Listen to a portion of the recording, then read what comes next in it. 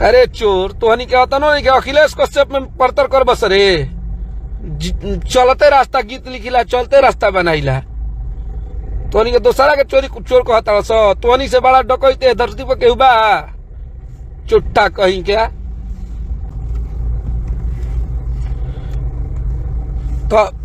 बाबूजी के सामने नु तने भय तू करनु कि चलो एक जन्म ना 10 गो जन्म लेवे के पड़ी नु तब पे तारा छुट्टी वो गावे आई कि ना तारा तो निमन हम गा दे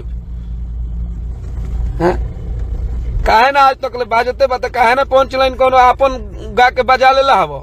बड़का गाय के हव लोग तो काहे पंच लाइन हमेशा लड़किए के रहता अब वही पर फुटानी नानी के आगा ननियौरा के बखान चलता सुधर जा लोग अब बहुत स्ट्राइक मारे के शौक जागल बनू तो सिखा देता नहीं तारा लोग के स्ट्राइक घबरा लोग मत आपके पर देखो नहीं कि तार कौन माफिया कौन गुंडा तार फोन करता ना कौन जना हटवावता घबरा मत तू हम मंच पर कहता कि चुरा के हमारे गाना गा दिल 3 गो चोट्टा ये गाना चुरा के गाया है। एक गाना था हमारा कि चम्मच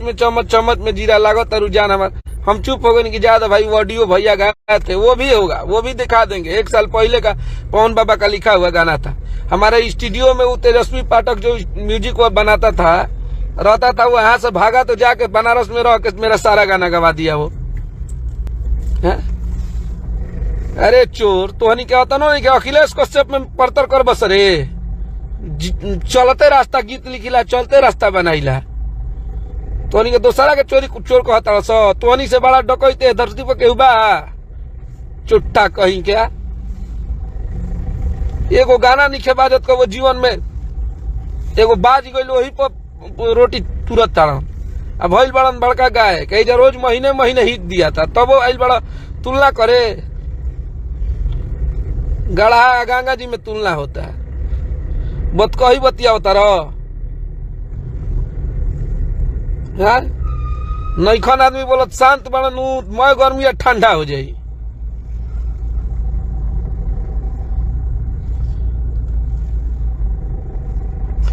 चलिए आप लोग देख के बताइए